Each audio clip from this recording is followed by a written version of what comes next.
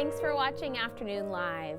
Do you ever wonder why we fall for the people that we fall for? Here to share more about the science behind the law of attraction, we welcome relationship expert and dating decoder, Dr. Sarah Hensley. Thanks for joining us.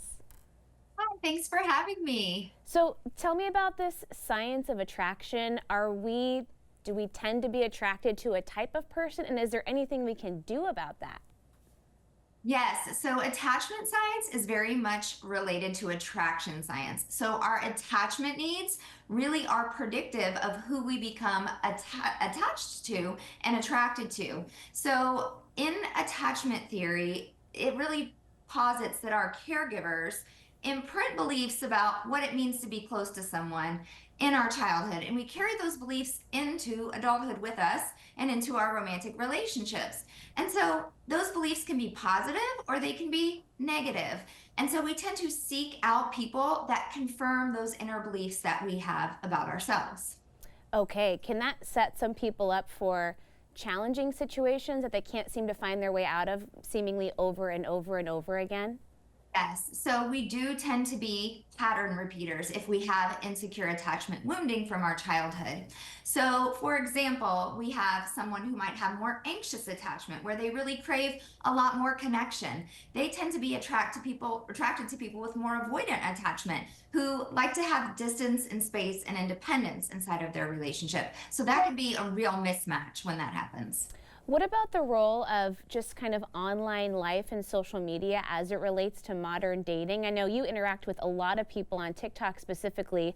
Do you see certain trends that maybe people's expectations are changing because of the way that we interact with each other?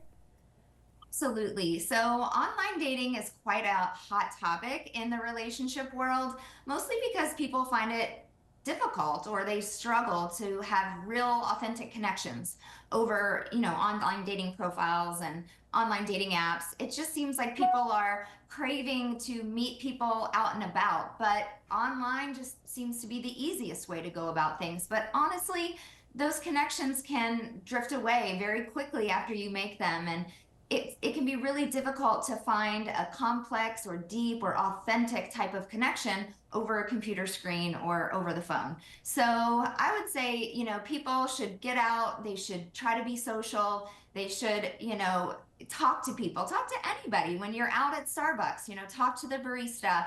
Making authentic connections in person is so, so important to our mental health and can spark an authentic connection that could lead to somewhere romantic. And it sounds like I hear people talking more about that friend of a friend connection, sort of your social network that you've already built where, hey, you could vouch for somebody to maybe set them up on a date. I mean, it's kind of an old-fashioned way to meet somebody, but it's nice to have that personal connection somewhere in the middle there.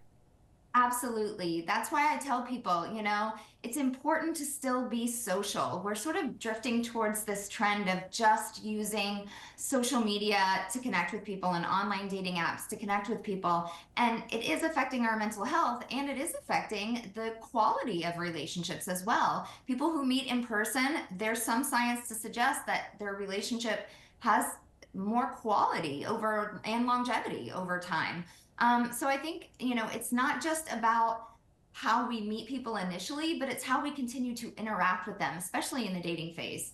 We can get ourselves in textationships and we can get ourselves into surface level situationships over social media that really just aren't fulfilling. Yeah, that makes a lot of sense. What about an initial really strong attraction, what some people would describe as love at first sight? What are your thoughts on that? Are there any things to lean into or maybe avoid in that scenario?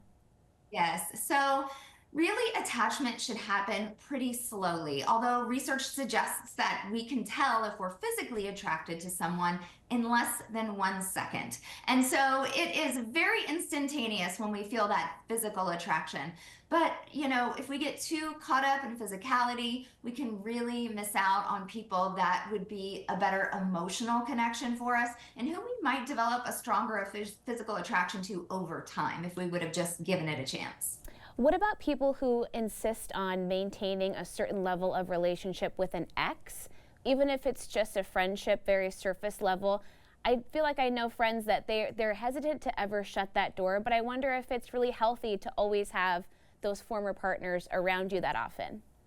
Yeah, it's not healthy. It can cause a lot of conflict inside of a relationship. Now, if you're co-parenting and you share children together, obviously you're going to have some connection. And that's a difficult thing to navigate when you're also entering a new dating relationship.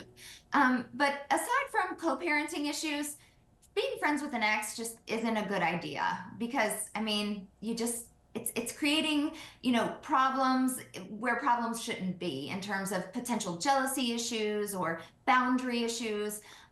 It's just a really bad road to go down. I wouldn't do it. Yeah, complicated too quickly. Hey, thank you so much for your time. It was nice chatting with you. You appreciate We'll it. have Thanks for more having on me our on. website at katu.com. We'll be right back with more Afternoon Live right after this.